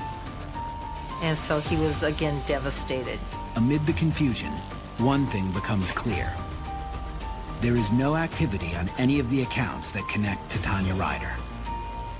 Which means there are still no leads in the case, no evidence to suggest foul play, and no clues to where Tanya Ryder might be. There has to be some evidence of where she might be to give us a starting point. And we didn't have that. Again, she disappeared into thin air, as far as we could tell. Now that the bank records are a dead end, Tom demands police start physically searching for Tanya. A natural reaction for people is call out search and rescue, call out your helicopter, go look for her. But police insist that without a hard lead, there's little point beginning a search. Remember, we've got her leaving the city of Bellevue, driving 20-some miles to Maple Valley. That's a big area. So where do you search for Tanya Ryder? The reality is, you don't, because she could have gone anywhere. Tom also demands that they check Tanya's cell phone records. He's also thinking, why can't they get information from the cell phone company? I knew they had the ability to trace a cell phone's location to within a cell tower's radius. But legally, the cell phone company can't just give that kind of information to police. The problem is, people have a right to privacy. People expect that the police are not going to be able to trace their movements unless there's a reason to do so. In order to obtain the records, the phone company requires a warrant. But King County Police can't get one. In the state of Washington, to get a search warrant, you have to have probable cause to believe a crime has been committed. And at this point, we did not have probable cause to believe a crime had been committed. We didn't have an inkling or a suspicion that crime had been committed, much less probable cause. With no other leads in sight, King County detectives continue to pursue Tanya's cell phone records. Meanwhile, Tom is breaking down from the seemingly hopeless investigation. Tom is beside himself. He's sleep deprived. He can't keep food down, and he starts breaking down. He's wasting away, mentally and physically. When you're living through it, it is 100% nightmare. It is everything in your world slows down to a crawl. I was losing all control. And the whole time, you cannot take your mind off of the well-being of your loved one. But the situation is about to get far worse for Tom. Tanya's boss at the grocery store where she was last seen calls police to voice doubts about him. This is calling from the Bellevue Fred Meyer store because I wanted to get some information for somebody because one of my employees is missing. Something's not right with this guy's story. And I just need to let somebody know that. Something's just not right with this guy's story.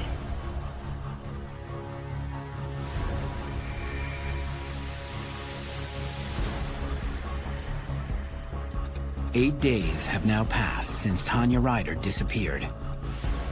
The recent suspicion raised by Tanya's boss is the only thing police have to go on. So they turn their attention to the husband, a usual suspect in these types of cases. But they have no evidence against Tom Ryder. We have to eliminate people from being a suspect in cases like this. And certainly the husband is the #1 suspect. Absent some other sort of evidence that might implicate him, what we decided to do was give him a lie detector test, put him on the polygraph, and see how he does. I get a call from the detective. Can you come in for an interview? No problem. I got nothing to hide. They just wanted to get some facts straight. Tom heads to the Kent Justice Center, where he sits for a preliminary interview before the polygraph. As the interview progresses, the nature of the questions starts to irritate Tom. Was your wife all right the last time you saw her? Was your wife unharmed? Did you do anything to anger her? So just, did you hurt your wife? Everything except for, did you kill your wife? Tom gets the feeling police are doubting his innocence. They were trying to coax a confession out of me. They had made up their minds that I had done something. All he could think of was, are they waiting for me to stand up and scream, I'm guilty? I murdered her? I wasn't fully aware of just how rattled I already was. It was like, this is it. They're going to be crucifying me down here. Aching with fatigue, Tom feels the walls closing in on him. My wife never laid a hand on her, never raised a finger to her. I haven't done anything. I knew I was at my breaking point. Coming up, the stunning conclusion to Tanya Ryder's mysterious disappearance. So we put detectives out looking to see what they could find. I mean, it's a needle in a haystack. Tom Ryder has gone from a loving husband to a person being questioned about his wife's disappearance. Now, Tanya's boss is raising suspicions about Tom to the police. Something's not right with this guy's story. And I just need to let somebody know that. Something's just not right with this guy's story. Since there are no other leads in the case, police ask Tom Ryder to take a polygraph. He's thinking, these people want to prove me guilty. They wanted me to rule myself out or convict myself.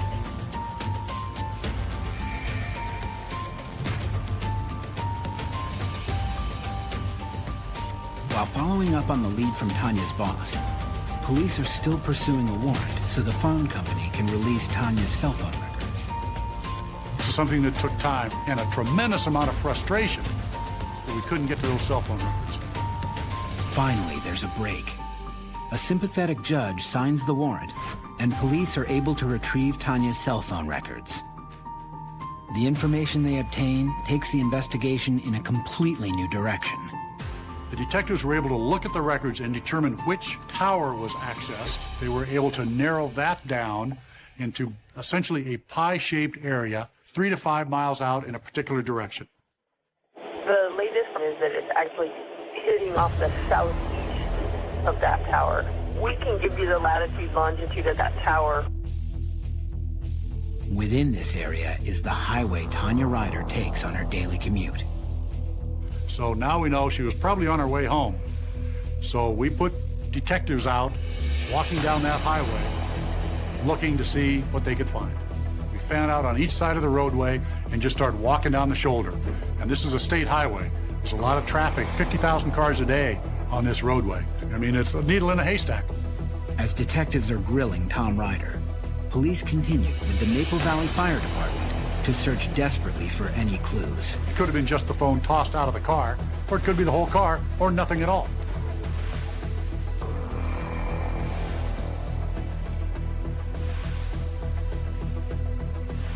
At 3:20 p.m., officials make an astonishing discovery.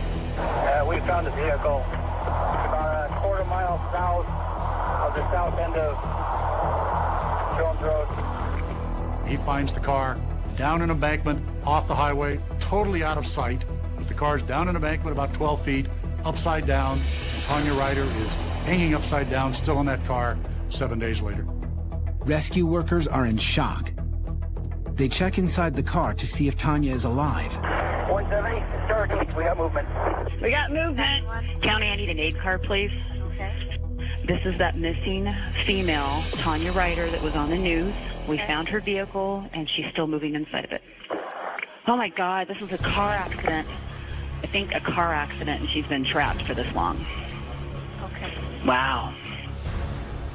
Tanya Ryder has been in a terrible car accident and has been trapped 10 feet below the highway.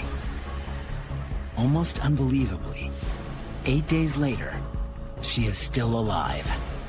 The car was on its side in a precarious spot, driver's side down, so she was on her side for 8 days hanging from the seatbelt. The airbags had deployed. We opened the door and made contact with Miss Ryder. She was on her left side, suspended by her seatbelt in her seat, unable to reach anything, and she looked like she was hurting. She was just laying very quiet and just asking for help. Officers on the scene report the stunning turn of events to King County headquarters, where Tom Ryder is trying to rule himself out as a suspect. They give him the news.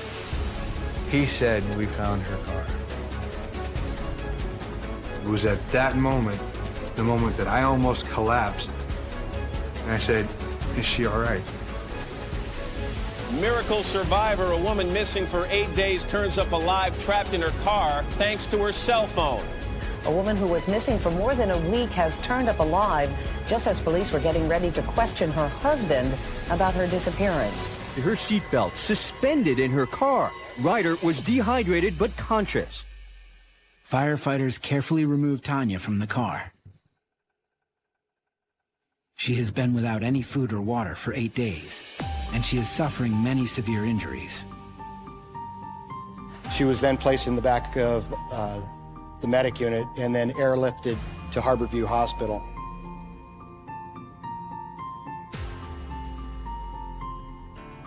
Her organs had started shutting down because of lack of water intake. She had broken bones. They thought that she was going to lose her leg. She was in horrible shape. Doctors tell Tom that in a few more hours, Tanya might not have survived. My wife is in critical condition and fighting for her life. Because of the way she was pinned, and they're hoping not, but they may have to take one of her legs. The only thing I ask of them is to give her the best chance. Miraculously, doctors saved Tanya's leg, but her condition remains critical. Hours after the rescue, Tanya Ryder wakes up